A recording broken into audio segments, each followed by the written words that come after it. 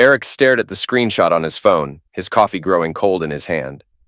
The geotag read, Tulum Beach Resort, Mexico, beneath his wife's Instagram story. A photo of her tanned legs stretched out on white sand. The same wife who had kissed him goodbye 3 days ago, explaining she needed a digital detox wellness retreat in Vermont. I can't reach you for the next week, honey, Marissa had said, her green eyes avoiding his. The retreat has a strict no-phone policy, but I really need this for my mental health. Now, looking at the timestamp showing the photo was posted just 2 hours ago, Eric felt something cold settle in his stomach. He zoomed in on the image. Designer sunglasses he'd never seen before. A cocktail with a little umbrella. In the background, barely visible, a man's hand resting on the arm of her beach chair. His phone buzzed. A text from his sister Clara. Saw Marissa's story. Thought she was at some yoga place in Vermont? Eric's hands trembled as he typed back. She is. The 3 dots appeared, then disappeared. Clara was choosing her words carefully. Finally. Eric, we need to talk. 20 minutes later, Clara sat across from him in his kitchen, her expression grim. At 40, she had the same dark hair as Eric, but none of his trusting nature. Years of working as a family lawyer had taught her to spot deception from miles away.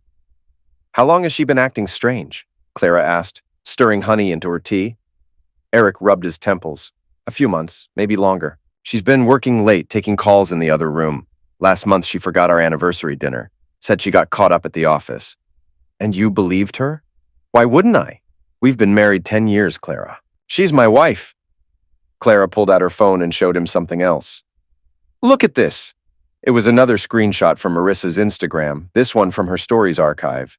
The same beach, the same chair, but from 3 months ago. The geotag read, Secrets Resort, Tulum. She's been there before, Eric whispered. Multiple times from what I can see. Always when she told you she was somewhere else. Clara leaned forward. Eric, I think you need to consider that Marissa might be having an affair. The words tasted bitter in his mouth.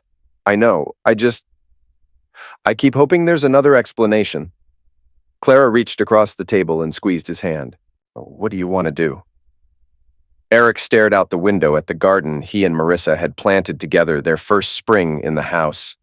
The roses were blooming now, but she hadn't noticed. She barely noticed anything about their life anymore. I want to know the truth, he said finally. That evening, Eric sat alone in his architectural firm's conference room, pretending to review blueprints while his mind raced. His business partner, Theo, knocked and entered without waiting for permission. You look like hell, Theo said, settling into the chair across from him. At 42, Theo had the kind of weathered face that came from years of construction site visits and honest conversations. Marissa's cheating on me. The words came out flat, emotionless. Theo was quiet for a long moment. You sure? Eric showed him the screenshots. Theo studied them carefully, his expression darkening. Crap, man. I'm sorry. Theo handed the phone back. What are you going to do? I don't know yet. Part of me wants to confront her when she gets back. Part of me wants to pretend I never saw this. And the other part? Eric met his friend's eyes. The other part wants to find out just how deep this goes. The next morning, Eric found himself in the office of Darren Mitchell, a private investigator Clara had recommended. The office was exactly what Eric had expected. Worn leather chairs, filing cabinets that had seen better days, and the lingering smell of coffee and cigarettes. Darren was in his 50s, with gray hair and the kind of calm demeanor that came from 30 years as a police detective. He listened without judgment as Eric explained the situation. How long do you want me to follow this? Darren asked, making notes in a worn notebook. Until I know everything, Eric replied. I need to understand what I'm dealing with before I make any decisions. Understood. One thing, though, are you prepared for what I might find? In my experience, the truth is usually worse than what people suspect. Eric thought about the man's hand in the Instagram photo, about the lies Marissa had told so easily, about the way she'd stopped looking him in the eye when she spoke. I'm prepared. 3 days later, Darren called. We need to meet, and you're going to want to sit down for this. They met at a diner on the outskirts of town. Darren slid a manila folder across the table. Eric's hands shook as he opened it. The first photo showed Marissa walking hand in hand with a man Eric didn't recognize along the beach in Tulum. The man was tall, athletic, with dirty blonde hair. They were laughing about something. The second photo showed them kissing. The third showed them entering a hotel room together. "His name is Jordan Hayes," Darren said quietly. 34 years old. Works in marketing for a tech startup. Been divorced for 2 years. No kids. Eric stared at the photos, feeling numb. "How long?" "Based on what I've been able to piece together, at least 8 months, maybe longer." Darren hesitated. "There's more." "More?" "They're not just having an affair, they're making plans. I've got recordings of phone conversations where they talk about your assets, your business, even your life insurance policy." The diner suddenly felt too small, too hot. Eric loosened his tie. "What kind of plans?" "The kind where you end up with nothing and she ends up with everything." Darren pulled out another document. "She's been meeting with a divorce attorney. Not to file yet, but to understand how to maximize her settlement." Eric felt sick. Jesus. "There's something else. Jordan isn't exactly who he appears to be either. The tech startup he claims to work for, it doesn't exist. He's actually unemployed, living off credit cards and whatever Marissa gives him." "She's been giving him money?" "Quite a bit, from what I can tell. There are transfers from your joint account to accounts in his name. Small amounts, but frequent. Over the past 6 months, it adds up to almost $15,000. Eric stared at the evidence spread across the table. 10 years of marriage, reduced to photographs and bank statements. "What do you recommend I do?" Darren leaned back in his chair. "Depends on what kind of man you are. Some guys just want a clean divorce. Others want justice." "What's the difference?" "A clean divorce means you split assets. Maybe she pays some alimony since she was taking your money, and you both move on with your lives. Justice means you make sure she faces consequences for what she's done." Eric thought about all the nights he'd worked late to build their life together, all the sacrifices he'd made, all the times he'd trusted her completely while she was planning his destruction. "I want justice." Darren smiled grimly. "Then we need to be smart about this, and we need to find out exactly how much she's stolen and what she's planning to do with it." Over the next week, Darren's investigation revealed the full scope of Marissa's betrayal. She had opened credit cards in Eric's name without his knowledge. She had been siphoning money from their savings account in small amounts to avoid detection. Most shocking of all, she had been secretly recording their private conversations, apparently building a case to claim emotional abuse during the divorce proceedings. "She's been planning this for over a year," Darren explained as they reviewed the evidence. "This isn't some spontaneous affair. This is a calculated attack on your life." Eric sat in stunned silence. The woman he'd loved and trusted for 10 years had been systematically destroying him while smiling to his face every morning. "There's one more thing," Darren said. "Jordan isn't working alone in this. He's got a partner." "What kind of partner?" "A woman named Nina Caldwell. She's one of Marissa's closest friends, and she's been helping coordinate everything." "The fake wellness retreat story?" "That was Nina's idea. She's the one who helped Marissa set up the secret bank accounts." Eric remembered Nina, a sharp-tongued woman who had never seemed to like him much. Now he understood why. "So what's our next move?" Darren grinned. "We give them exactly what they want. We let them think their plan is working perfectly." The plan Darren outlined was elegant in its simplicity. They would let Marissa and Jordan continue their scheme while secretly documenting everything. When the time was right, they would reveal the truth in a way that would destroy not just their relationship, but their reputations and financial futures as well. "The key is patience," Darren explained. "Let them get comfortable. Let them make mistakes. The more evidence we gather, the better our position when this all comes to light." Eric agreed, though every fiber of his being wanted to confront Marissa immediately. Instead, he played the role of the oblivious husband when she returned from her retreat, glowing and relaxed. "How was Vermont?" he asked over dinner that first night back. "Amazing," she said, not meeting his eyes. "So peaceful. I really feel recharged." "I'm glad. You seem different. Happier." She smiled, and for a moment Eric saw a flash of the woman he'd fallen in love with. Then, he remembered the photos of her with Jordan, and the feeling disappeared.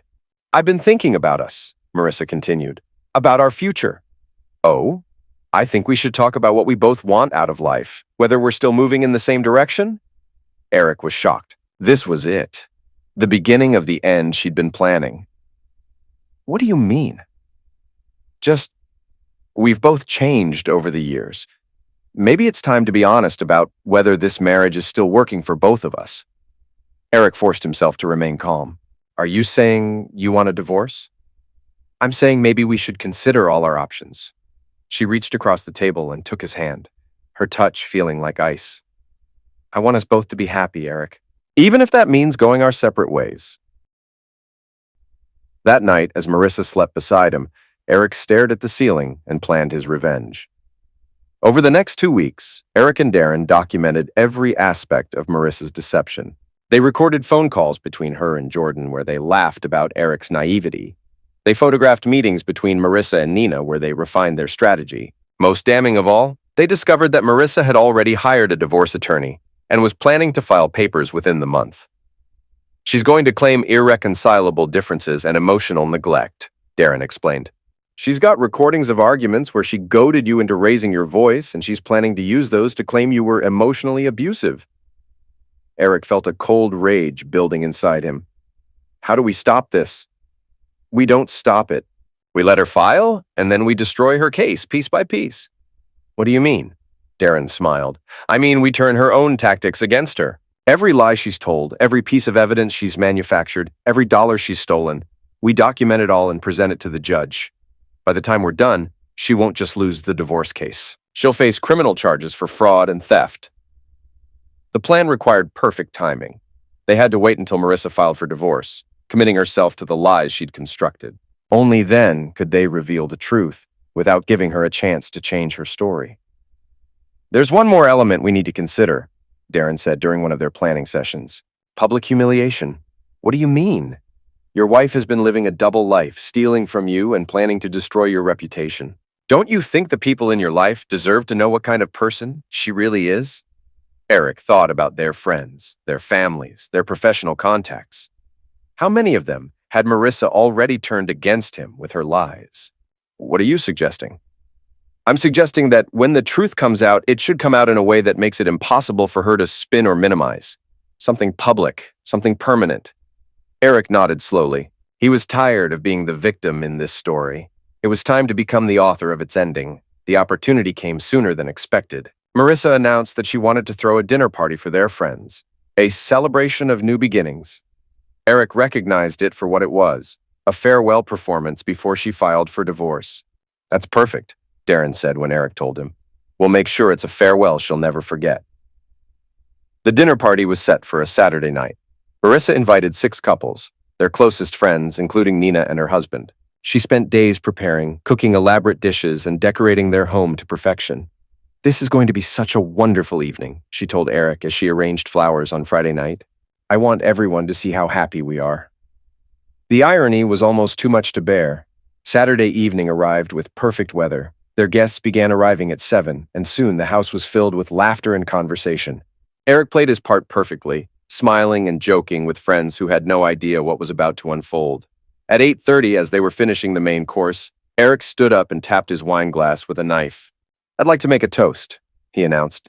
The conversation died as everyone turned to look at him. Marissa smiled up at him expectantly. To truth, Eric said, raising his glass, and to the people who deserve to know it. He nodded toward the kitchen, where Darren emerged carrying a laptop and a small projector. The private investigator began setting up the equipment without a word. Eric? Marissa's voice was suddenly uncertain. What's going on? Just sharing some vacation photos, honey. Some pictures from your wellness retreat in Vermont. The color drained from Marissa's face as the projector came to life, displaying an image on the dining room wall. But instead of Vermont forests, the screen showed a beach in Tulum. And instead of Marissa alone, it showed her in Jordan's arms. The silence in the room was deafening. What is this? Nina demanded, but her voice lacked conviction. This, Eric said calmly, is what my wife was really doing while she told me she was at a digital detox retreat. He clicked to the next image, then the next, each one more damning than the last. Eric, stop, Marissa whispered, but he continued. These photos were taken over the past 8 months, he explained to their stunned guests. During business trips that never happened. During girls' weekends that were actually romantic getaways. During wellness retreats that were really vacations with her boyfriend. You had me followed? Marissa's shock was giving way to anger. I had a cheating wife investigated. There's a difference. He clicked to a new slide. Bank statements showing the money transfers. This is where $15,000 of our money went. To support her boyfriend while he pretended to have a job. Click. Phone records. These are calls between Marissa and Jordan planning how to maximize her divorce settlement and minimize my assets. Click. Email exchanges. And these are conversations between my wife and her friend Nina, planning the lies they would tell to destroy my reputation and justify their theft. Nina stood up abruptly. This is insane. You're having some kind of breakdown. Sit down, Nina. Eric's voice was steel. You're not going anywhere until everyone knows exactly what you helped plan. He clicked to the final slide, a recording device connected to speakers. This is a conversation between Marissa and Jordan from 3 days ago? He pressed play. Marissa's voice filled the room. He still has no idea. The poor bastard actually thinks I was at a spa. Jordan's laughter followed. How long are you going to keep this up? Just until I file next week. Then I'll take him for everything he's worth and we can disappear. What about his business? Community property? I'll get half of that too. Plus alimony since I make less than him. And if he fights it, he won't. I've got recordings of him yelling at me. My lawyer says that's enough to claim emotional abuse. You're brilliant, baby. He never saw it coming. 10 years of marriage, and he never once suspected. God, he's pathetic. The recording ended. The silence that followed was absolute. Eric looked around the table at their friends' shocked faces. Some looked angry. Others looked sick. All of them were staring at Marissa in horror. The divorce papers were supposed to be filed Monday, Eric said quietly, along with restraining order requests based on false claims of abuse. The plan was to paint me as a controlling husband who drove her away with my behavior. Marissa had gone completely white. Eric, I can explain. No. His voice cut through her words like a blade. You can't. Because there is no explanation for what you've done. There's no excuse for the lies, the theft, the betrayal. There's nothing you can say that will undo the fact that you spent months planning to destroy my life while pretending to love me. He turned to address their guests. I wanted all of you to see this because Marissa was counting on your support during the divorce. She was planning to tell you that I was abusive, that she had to leave for her own safety. She was going to use your friendship to isolate me and validate her lies. Nina finally found her voice. This is insane, Eric. You can't just, I can't what? Tell the truth? Show evidence of crimes? Hold people accountable for their actions? He clicked the projector to a new image. Legal documents. These are the charges that will be filed Monday morning. Fraud, theft, identity theft for the credit card she opened in my name, perjury for the false abuse claims she was planning to make. Marissa stood up shakily. You can't do this to me. I'm not doing anything to you, Marissa. You did this to yourself. Every choice you made, every lie you told, every dollar you stole, those were your decisions. I'm just making sure there are consequences. She looked around the table desperately, searching for support among their friends. But the people who had known her for years were looking at her like they'd never seen her before. Tom, she said to one of their oldest friends, Sarah, you know me. You know I would never. We know what we just saw, Tom said quietly, and what we just heard. Sarah couldn't even look at her. Nina made one last attempt to salvage the situation. This is all taken out of context. You don't understand the whole story. Eric turned the full force of his attention on her. Would you like me to play the recordings of you helping plan this? The ones where you laughed about how easy it would be to manipulate everyone? Where you called our friends useful idiots who would believe whatever story you fed them? Nina's face crumpled. Or maybe, Eric continued, you'd prefer I share the evidence of how you helped open those secret bank accounts. I'm sure your husband would be fascinated to learn about your financial crimes. Nina's husband, Dave, was staring at his wife in shock. Nina, what is he talking about? But Nina was already grabbing her purse and heading for the door. This is insane. I'm not listening to any more of this.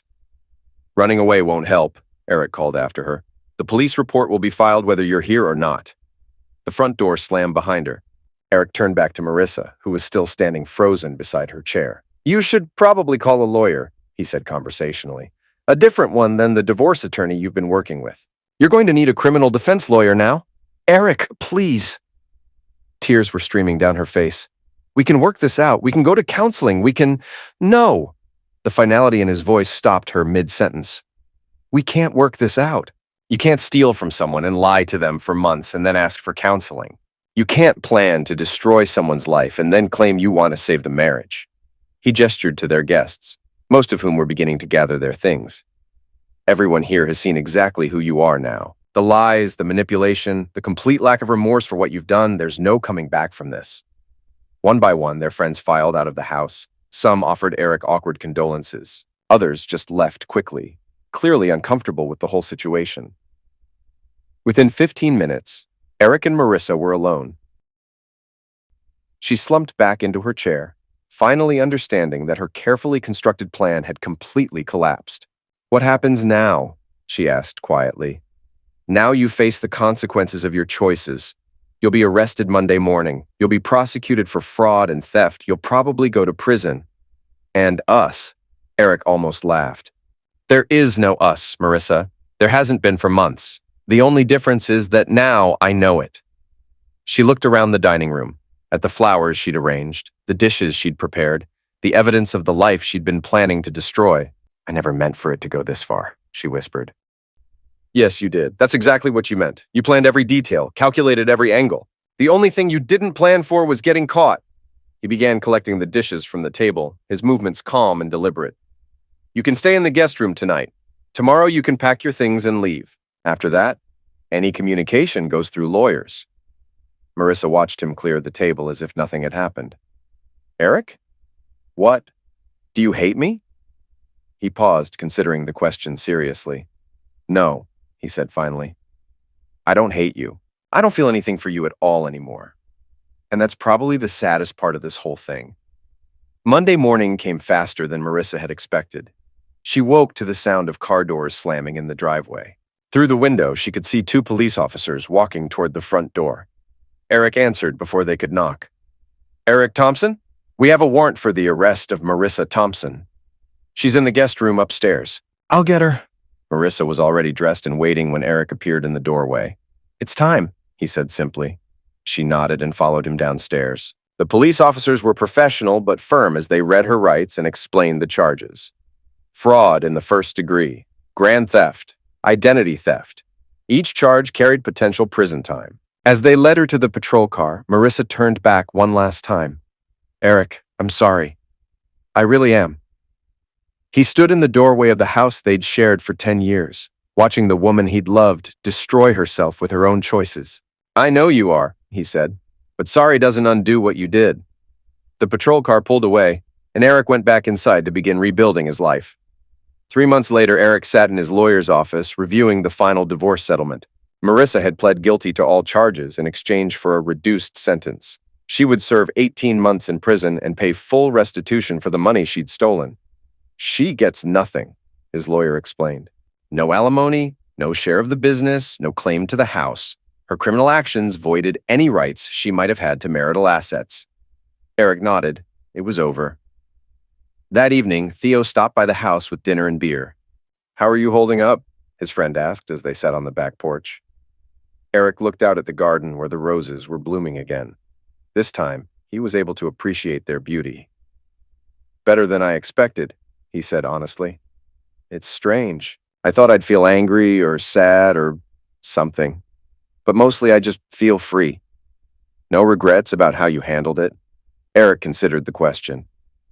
"No, she made her choices and I made mine. I could have confronted her privately, worked out some quiet divorce settlement, let her walk away with half of everything I'd worked for. But that wouldn't have been justice. That would have just enabled her to do the same thing to someone else." Theo raised his beer. "To justice, then." "To truth," Eric corrected, clinking bottles with his friend. As the sun set over the garden, Eric felt something he hadn't experienced in months.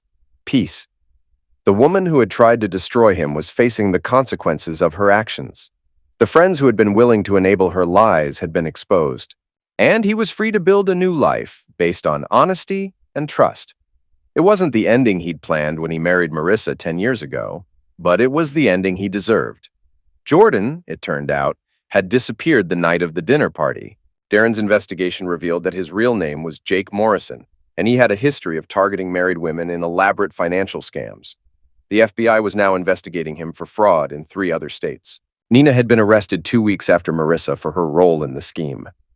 Her marriage hadn't survived the scandal, and she was facing her own criminal charges. The ripple effects of that Saturday night dinner party continued to spread through their social circle. Other couples found themselves examining their own relationships more carefully. Several people reached out to Eric to apologize for not seeing the signs, for being so easily manipulated by Marissa's lies. "You couldn't have known," Eric told them. "She was very good at what she did. The only reason I found out was because I got suspicious about the wrong vacation destination." On a quiet Sunday morning, 6 months after the divorce was finalized, Eric was working in his garden when Clara stopped by with coffee and pastries. "You look good," she said, settling into one of the patio chairs. "Relaxed? I feel good. Better than I have in years, actually." "Any regrets?" Eric considered the question while he deadheaded the roses. "About the marriage? No. About how I handled things? No. The only regret I have is that I didn't trust my instincts sooner." "What do you mean?" "There were signs, Clara. Small things that didn't seem important at the time. The way she started being secretive about her phone. How she stopped talking about our future together. The way she seemed to lose interest in everything we'd built." He stood up and brushed dirt from his hands. "I told myself I was being paranoid. I convinced myself that questioning her would make me a bad husband. I was so afraid of not trusting her that I ignored all the reasons I should have." Clara nodded thoughtfully. "What would you do differently?" "I'd trust myself. I'd ask the hard questions. I'd rather risk hurting someone's feelings than risk being completely destroyed by their lies." They sat in comfortable silence for a while, enjoying the morning sun and the smell of roses. "Any thoughts about dating again?" Clara asked eventually. Eric laughed. "Not yet. I'm still learning how to trust my own judgment again, but someday, yeah. When I meet someone who values honesty as much as I do." "And when you do?" "When I do, I'll know that whatever we build together will be real, because I'll never again mistake someone's ability to lie convincingly for love." As Clara gathered her things to leave, she paused at the garden gate. "Eric?" "Yeah?" "I'm proud of you, for how you handled all of this, for standing up for yourself, for making sure there were consequences." Eric smiled. "Thanks. That means a lot." After she left, Eric went back to his gardening. The roses were thriving this year, better than they ever had when Marissa lived there. Maybe it was because he was finally paying attention to them, or maybe it was because the soil was no longer poisoned by lies. Either way, they were beautiful. As he worked, Eric thought about the dinner party that had changed everything. Sometimes he wondered what would have happened if he had never seen that Instagram post, if Clara had never sent that screenshot. Would Marissa have followed through with her plan? Would he have found himself divorced, broke, and branded as an abuser based on manufactured evidence? The thought was chilling, but it was also motivating, because now he knew that he was capable of fighting for himself. He was capable of seeking truth and demanding justice. He was capable of surviving betrayal and coming out stronger on the other side. The sun climbed higher in the sky as Eric continued working in his garden. Somewhere across town, Marissa was serving her sentence, learning to live with the consequences of her choices. Jordan, or Jake, or whatever his real name was probably running some new scam on some other unsuspecting victim. But Eric was here in his garden, surrounded by beauty he had created and protected. He was free, he was whole, and he was ready for whatever came next. The roses bloomed around him, silent witnesses to his victory over those who had tried to destroy him. And in their beauty, Eric found the promise of new beginnings built on truth rather than lies.